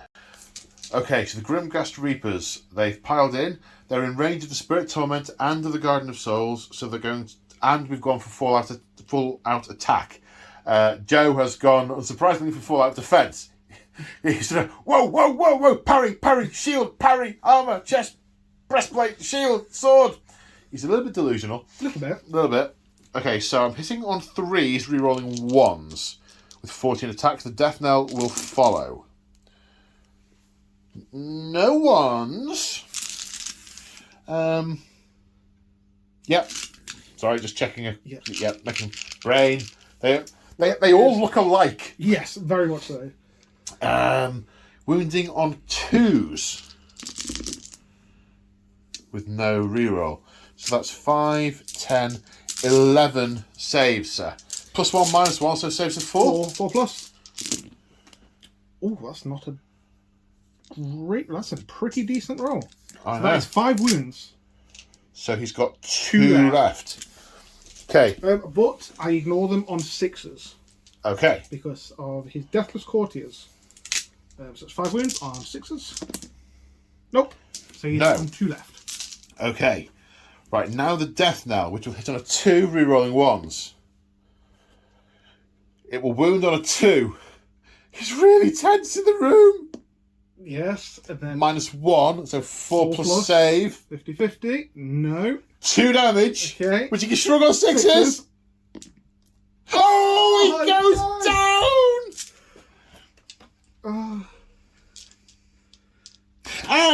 And you're gonna love this. The death knell, the weight, so I can inflict a mortal wound on an enemy unit within 3 inches of the model. Cool. So, having just brayed him with the bell, his ears are ringing, and he goes, "No, my lord, my ears, my lord." He was meant to be protecting his lord. He's now wearing him. Yes. Woohoo! So now things have calmed down slightly. So the Crypt Horror is fighting next. He's going to attack the Glaive Wraith Stalkers because they haven't fought yet. Now, the wording of the command ability in the Flesh Eater Courts. Flesh Eater Courts. Oh, I've just had a thought. So this is interesting. So what we were just talking about was, can the Flesh Eater Courts, can the Crypt Ghouls Because I said, oh, well, can he fight twice? He said, oh, no, he can't, because it just says it's a hero. It's a hero or the general. Okay, now, I maintain that that's an older book, and in the rule book, leaders can do it. So I said, no, use it with your leader. But my question is, I've got to sneeze. Sorry about that, I tried to turn the camera off before I sneezed, but failed mightily. So my question now is the command ability on the profile of the Lord, or is it a generic one that everyone can use? It's a generic one that any Flesh Eater Court's army can use. In that case, I say you should be able to use it on that guy, so that's what we'll do. Cool. Okay. So first things first, he's going to attack the guy with the drum and the Glaive Stalkers. He's got 4 attacks. Yep. He's hitting on 4s. Yep. Rerolling 1s. And then... Is that naturally? That's he rerolls. Oh, no. It's when he charged. He didn't charge this turn. Right. Okay, so it is 3s to wound. Okay. Okay, so the 1 wound. 1 wound on 4+. Saved. Cool. And then he's going to fight again. Also against the Glaive Stalkers. Yes, because I want to get rid of the unit, otherwise you'll bring them back and make me hurt. Indeed. Okay, so 3 hits. Yep. Was it 3s to wound, was it? 3s to wound. And now that's 3 damage. 3 damage. But it's irrelevant. It's... Oh, no, it's not. Because of your... Because of my shrug. Yes. So, the 3 damage one fails. The 4 damage one... 2 damage. Sorry. Oh, yeah, I went the wrong way with that. Okay, so it's 5 damage, the shrug on 6s. If only it were 5s. So that's that unit gone. Okay. So they can neither fight nor be returned to the battlefield. So at the end of the turn, there's battle shock. There's no battle shock to take on either side. Nope. You lost 1 model, so he can't do his healing thing to restore other models. So, is there anything I can do with my command point? I don't think there is. I think it just stays there. In which case, then, I think this is the end of turn 2, and we need to roll for priority for turn 3. Good luck, sir. Thank you. 5, 6. so you get to go again. Do I want to go first? Yeah, I don't want to be jumped on and murderized by those guys, I don't think. Mm-hmm. Yeah. And the other thing, of course, is you've now lost your ability to summon in your ghouls, haven't you? Yeah, but with the Archregent gone, I can't summon ghouls or horrors or anything. So, this just swung. Potentially swung. Yeah. So, I will go next, I think. So, I'll have the 2-turn... the double turn. The double turn. Nice. Okay. So, at the end of the movement phase, in the command phase, tried to go command point, failed. Joe got a command point because it's easier to do without your general, because you get a +2 to the roll. The guy, he's got a name, the Guardian of Souls, successfully cast Spectral Law and summoned 3 of those guys back. I've just realised what I should have done. I should have cast Soul Cage on one of your units rather than putting 3 models back. You put 6 back? No, there were only 3 casualties, oh, okay. So yeah, I could only put the 3 back. Yes, okay. Again with the learning, because if I'd Soul Caged one of them, they wouldn't be able to fight until the end of the turn. So then charge them both. Fight against the other one first. Yeah. Okay. Another lesson has been learned. So that's happened. The Guardian of Souls has run that way to try and get safer from them. The Chain Ghasts are floating over towards the Seat of Power, and they're going to start clubbing it to bits with their mighty flails. And the Spirit Torment is honing in on these guys. He's ethereal. He can ignore the terrain. So we worked out he will require a 9-inch charge. There's no shooting because they advanced, so they can't. If they weren't still in combat over here, then they'd have gone that way and they'd have just lobbed the bricks at his head.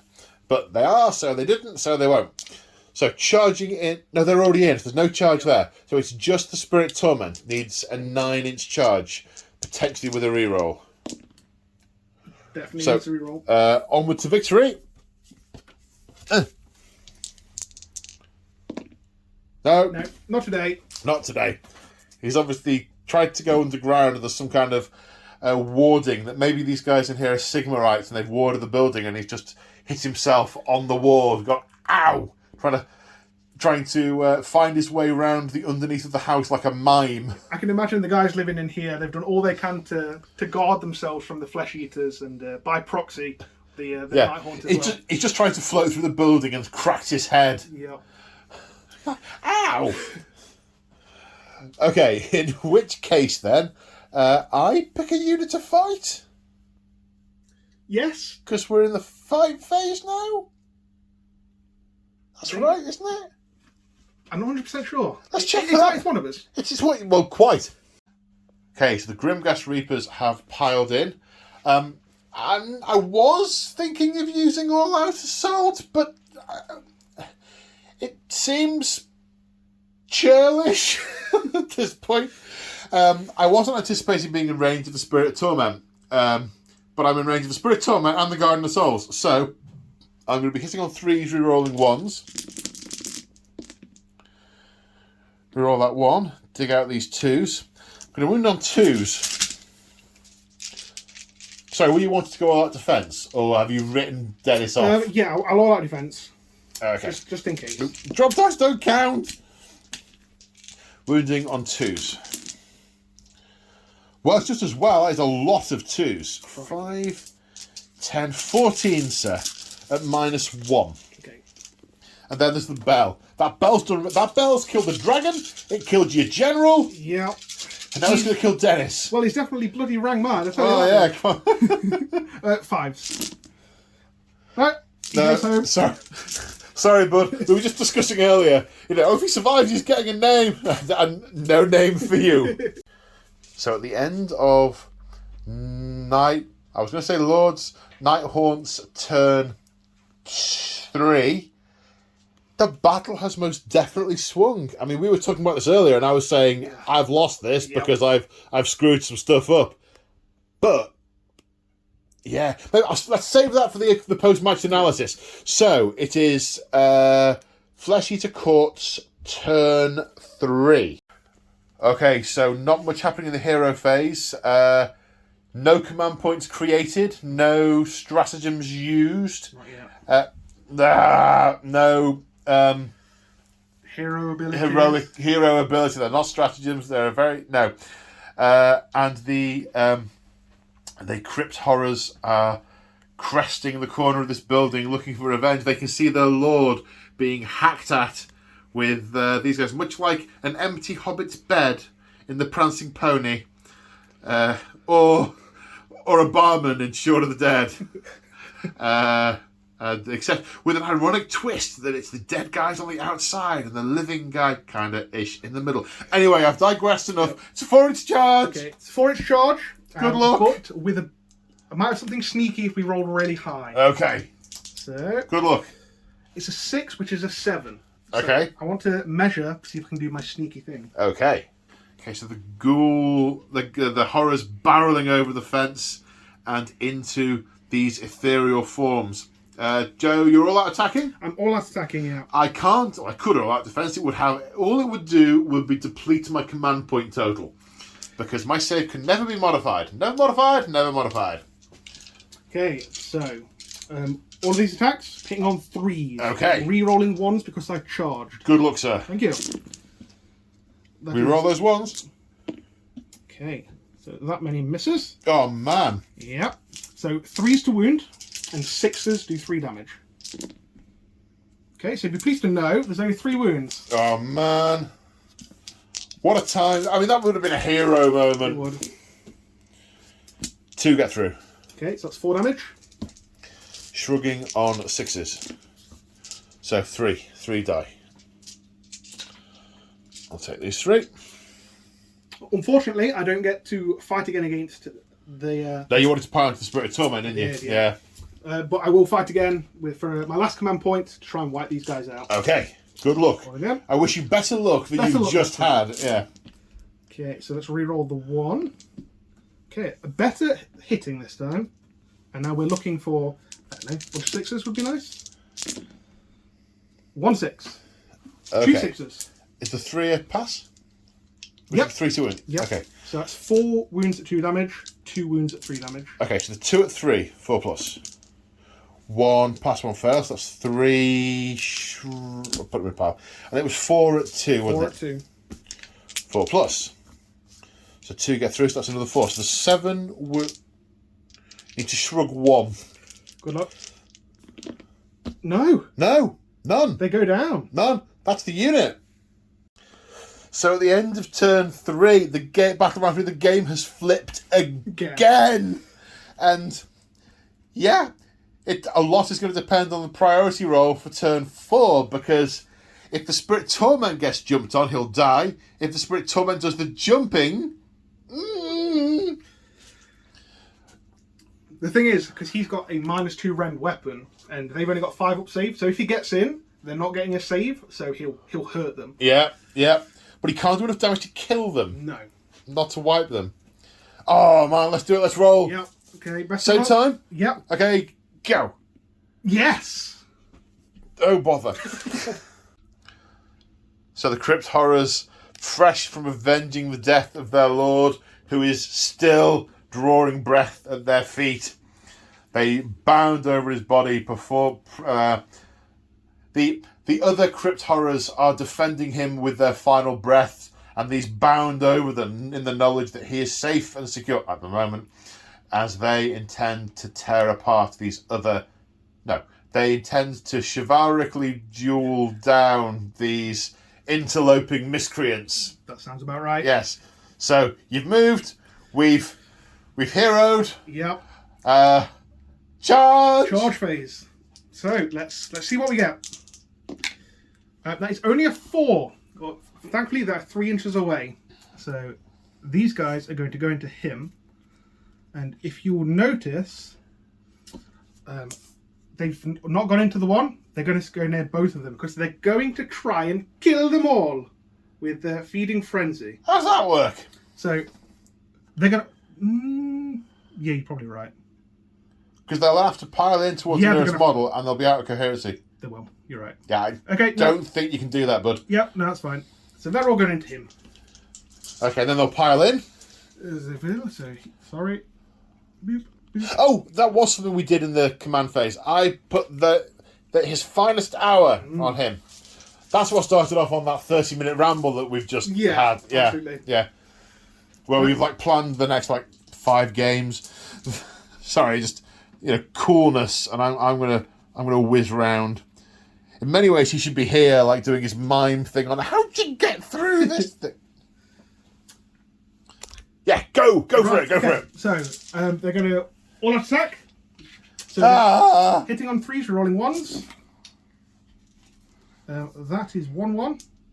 Okay, so that's 3 misses. And then we're looking for 3s to wound, 6s is 3 damage. Wow. So 3 at 2 damage and 2 at 3 damage. So 2 at 3, saving on 4 plus. Yes. Very nice. 3 at 2 damage, saving on 4 plus. 1 gets through, 2 of which are shrugged on 6s. He takes a single wound. That's not going to cut the mustard. So, mustard, they think. So they fight again. Feeding frenzy for my last command. Fight again instantly. Yep. There's jack all I can do about it. Goodness me. So 3s, you're rolling 1s. That my luck will not hold a second time. As is evident. And 3s to wound. Okay, so that is 2, 4, 5 wounds at 2 damage. And 1 at 3. So 1 at 3 saves. And then 4s.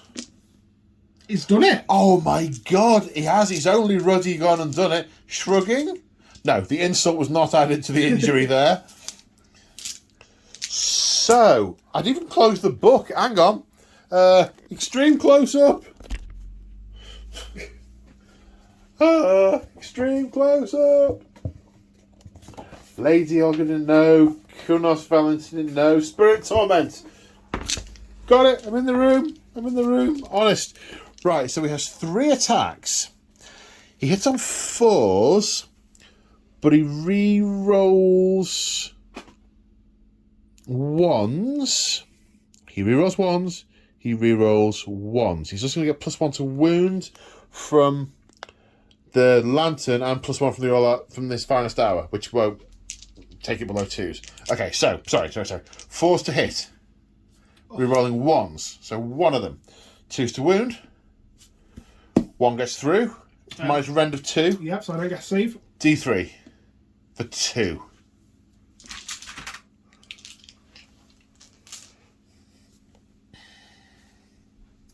Two wounds left. 2 wounds left. That's the end of your turn, isn't That's it? the end of my turn, yeah. That was underwhelming. I don't know what I'm going on both our parts. Yeah.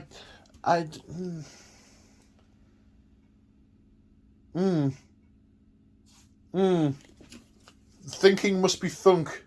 Okay, we're doing this live, folks. So, command phase. It's going to be his finest hour. You can generate a command point on a 2+, which you get. I'm then going to attempt to cast Soul Cage on a 6, which will mean you'll fight last. My heart nearly stopped. Right, there's the movement phase. These have got a 6-inch move, so he's going to go to there. These also have a 6-inch move, so they're going to down there. Oh, they have to stop 3 inches away. 3 inches away, yeah. 3 inches away. Okay. So, can't shoot them because they're in melee. But the chain ghasts will charge. They make it in 5 inches. Boop, boop. And the Guardian of Souls will charge 8 inches. I would like to point out that it's mine now because I'm outnumbering you. On mine. I like that with the objectives changing colour. Yeah. I like that. Yeah. I do like that. Readable as well, isn't it? Yes. So you're going last. So it doesn't actually matter what order I do these in. But the chain ghasts, their number of attacks is equal to the number of enemy models within 2 inches when they attack. So they're each within 2 inches of 3 enemy models. Yeah. Well, maybe he's not within range of him. Let's check that. You've got one. Thank you. Maybe just over. Just out. So it's going to be a total of 5 attacks. They hit on 4s, but now who should I all-out attack with? It's got to be the guy with the multi-damage, right? Yes, that's a good point. So they won't all-out attack, but they will reroll 1s because they're next to the dude. So they're going to hit on 4s, rerolling 1s. Reroll that 1. So that's 3 hits. They're going to get +1 to wound because they're near the lantern. So they're going to wound on 2s. So that's 3. Rend -1. So are you all out defensing? No. I've only got the 1 command point, and I'm going to save it for Feeding Frenzy should it come up. Yeah. Okay. So 6s? No. 3 wounds. So 1 goes down. Yep. And 1 is on 3 wounds. So yes, sorry, I don't know if I mentioned earlier, the Soul Cage means you have to fight last. So yes, just in case I hadn't covered that. So I'm going to activate the Guardian of Souls, whose finest hour it is. He has 3 attacks with the Chill Blade. Will hit on 3s and reroll 1. Will reroll 1s. It is really not his finest hour. He's going to wound on a 2, which wounds -1. Okay, so 6s. No. Damage? 1. Okay, so he's down to 2. Then the Spirit Torment, who is all out attacking, which I totally should have done earlier, is going to hit on 3s and reroll 1s. So that's 2 hits. He's going to wound on 2s because of his proximity to the guy with the lantern. Yes. That's 2 at -2. No save. 2d3 damage with 5 wounds to get through. Oh! 1 wound left on 1 guy. Oh no. So what you're saying is there's a chance. Well, Still yet to be determined. So the leader of the horrors is going to fight the Gowler. Oh, what am I doing? Why didn't I try and heal him by rolling under his leadership for D3 wounds? What is wrong with me? Another significant... Oh, instead I gave the guy with a sharpened fruit knife his finest hour, so he gets +1 to wound. Oh, that he gets anyway, because he's him. I'm calm now. Mistakes were made. And mistakes have most definitely been made. Most definitely. Right. 4s to hit. Breathe. Okay, it's only 2 hits. Yeah. 3s to wound. 2 wounds. I am due to fail a couple of armour saves. Yeah. 4 that I could shrug. I don't. The Spirit Torment dies. Oh, no, that's still there. Now I'm going to spend my last command point again on Feeding Frenzy, which allows him to pile in and fight. Uh-oh. So, look at my house. And we're going to go... He gives the ones to wound, right? Yep. Okay, and we're going to fight him. All 4 attacks. Hitting on 4s. It's 2 hits. Uh-huh. 3s to wound.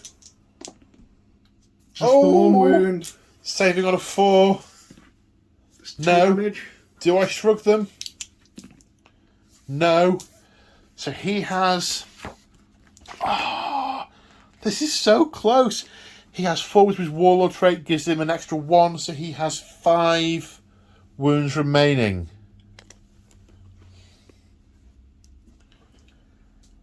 That's it. That's my turn 4. It's now your turn 4. Do you spent that command point? I have.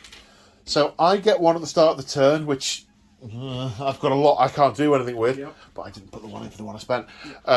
Do you generate 1 or a 2+? This could decide the game. Important. I do. You do. So I've got 1 command point. Yeah. Okay. I'm assuming we're going to the fight phase. No, in the hero phase, he regenerates a wound from his royal blood. So he's up to 2. Oh dear. We are going to fight. So he's got 5 wounds left. Yep. Right, so we're going to fight him first. Okay. 4s to hit. 2 hits. Do you reroll 1? No, because you charge, Only wasn't for it? charge. 3s to wound. Yep. 2 wounds. Saves of 4+. Can't kill him. Nope. They both go through. Do I shrug? 1. So we go down to 2 wounds. How many wounds do these guys have each? I think 1. 2. 2. So it's a do or die situation. So they've got 2 wounds each. So I'm going to do 2 attacks into this guy. Yeah. 2 attacks into them.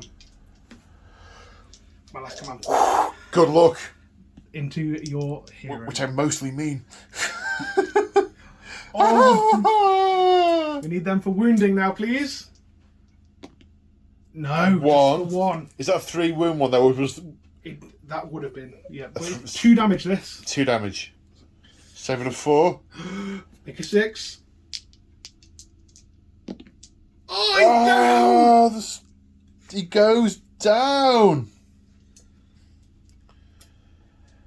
This noble warrior avenging his downed lord. Yeah, is whatever. doing everything he can. Yeah, whatever.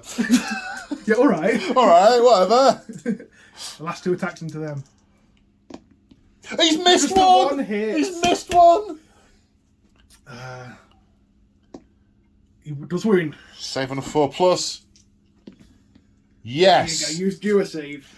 Now I have 2 attacks back because there's only 1 model within 12 inches of me. All my buffs are gone, Yeah. but I can all-out attack. Yeah. So I'm going to hit on 3s. I don't even do 1 damage. I can't kill you, and I can't wizard you to death. No. This battlefield has come down to fighting over the last Objective with in the middle. Yeah. Wounding on a 3? No. Right. My turn. There's nothing I can rally because they're the only ones living. Do I get a command point? Okay. Sorry, I've got like a stack of 5 that I can't spend. No, I can't do all that attack. There's no one to... Oh, I couldn't have done it last turn. There's no one to issue it to them. Can't the unit leader do it to Doesn't them? have one. Does it not? No. So, just as well I didn't do any damage with it, because it was wrong. Wrongity, wrong. Can you fire your missile weapons into melee? Yes, you can, but it's -1. Oh, that's interesting. Didn't know that. So it's 2d3 attacks then. For 6. For 4. For 4. -1 to hit. It's going to hit on 5s. 1 hits. Wound on a 3. No. Okay. Right, 5 phase. I fight first. You do? Hitting on 4s. Still, because basically, if I kill you, if I don't kill you in this go, I've lost. Wounding on 3s. Rend -1. So 6 plus save. You need 1 6. 1 to be alive. He doesn't make it. Doesn't make it. And with that, The noble knights of this crazy, crazy lord have been brought down. Not killed, not slain, brought down. And are now going to be taken back to Nagashazar to face judgment for their refusal to accept the rule of Nagash. Nagash is all, and all is Nagash. successfully humbled. How close was that? That was horrific. Oh my god! It went down to the wire. There was 4 wounds left on the board at the end of the game. And if I hadn't taken both those wounds off you, you would have totally murdered me to pieces. Yep. Brilliant. I'm almost speechless. Yeah, likewise. Oh man, that was an amazing game. I really, really enjoyed it. We've chatted a little bit as we've gone along about what happened. I mean, I know I made a whole bunch of mistakes. Not murdering the Terrorgeist when I had the chance. Not doing rally before healing. Bringing my Spirit Tormented in the wrong place. But as it turned out, I was able to use it. Yeah. That's one of the reasons I quite like gotchas, because I like working out how you recover from something that's gone wrong. Yeah. That's part of the game for me. It's like, I did not expect this to happen. What do I do now? It's a lot of learning on the fly as well, because when you make a mistake, you need to try and figure out how to fix it. And much like with your buffing characters over there, it was a mistake in the beginning, but as you play along, you managed to maneuver them into the right positions, and it definitely helped you going forward. But I think both of us made some pretty major mistakes, which hurt us in the end. Moving my chain rasps off the objective was imprudent, to say the least, because I totally forgot your ghouls could come off from the side. You possibly could have done with your ghouls earlier. Yeah, my intention was to bring them on in the second battle round, hoping that you'd come off of it, which you did. But then I wanted my lord up the board, and I can't have my cake and eat it. He needed to stay still to bring them on. And with him falling, I wasn't expecting him to fall. That really... Well, I mean, he had a 4-up save with 7 wounds. Yeah. I mean, he was basically the same as 2-ish of the horrors. True. From that point of view, kind of. It's one of the things I'm learning with AOS is it's much less about what you can take and more about what you can dish out, because you can pretty much take the same as everyone else, because all the stats are on the other guy. Yep. And I think if I'd summoned them first, it would have been a very different game, I think. And if you kept the chain rasp on your home objective, again, it would have been a very different game. Because the other thing is, I mean, you could have come... If you brought them on here, I mean, I had a lot of units here that wouldn't necessarily have worked, but if you brought them on there early on, that would have been, do I divert more resources, or actually do I trust 20 chain rasps to deal with 20 ghouls. Based on the conversation we had at the start, I'd have fancied the ghouls to win that fight. I reckon so, yeah. Yeah. But the beauty with... I know the Flesh Eater Courts is it's an old battle tome, but the whole summoning aspect of it, it doesn't necessarily have to be the ghouls. I could have brought on 3 horrors or 3 of the flayers, if need be. The flayers can fly, can't they? They can, yeah. Yeah, yeah. That would have given you more options, more manoeuvrability. I found myself a bit stuffed to manoeuvrability, which is why I thought, oh, I've messed up by bringing these units on over here because I'm not going to be able to get anywhere with them. And as it happened, it became all about that objective that I had, but I could get them to it in the latter part of the game. If I'd had to really move about, I'd have been in trouble. I could, yeah. No, it came down to the wire, I reckon. It really did. And for once, because the new models, haven't used those before, I did not suffer new model syndrome with them. No, they were really useful. Pushing out the aura as well. Yeah, they all added up. Definitely. And I think it's fair to say with a lot of the death armies, they're very much focused around their buffing characters. And the Nighthaunt demonstrated it really well today. I mean, how many Nighthaunt did you bring and how many died are 2 very different numbers. Because you bought, 20, 25 models back from the dead throughout the course of the game. About that. So, and I was going relatively easy on doing that as well. I said to you at the start when picking... Ironically, I picked my warlord traits because I didn't want to overdo the bringing the models back. Yeah. But it was the extra wound that kept me alive there a turn longer. But I mean, it didn't make much difference in the long term. I cannot believe I didn't do heroic restoration on the Spirit Torment. It was just getting intense though, wasn't it? I know. But there's so much less to remember, but it doesn't detract in any way from the playing, from the game itself. We were saying earlier on, they're 2 very different games, this and 40k. But the 40k have got lots of different stratagems, but these have got, Age of Sigmar has got very stringent stratagems that you can use. And they're brilliant because they're not generic, they're very... they're very situational. Absolutely. So there's movement phase stratagems, there's shooting phase, there's fight phase, there's a battle shock phase stratagem, there's a hero phase stratagem, there's something you can do in every phase of your turn and your opponent's. Yeah. And you've always got a mitt full of them because... you get them each turn, and there's no point in saving them. It incentivizes you to use them as well, which I think is great. I mean, near the end of the game, you just see me using Feeding Frenzy over and over again. But there are things with like the charging that you were doing. It was really useful. Yeah.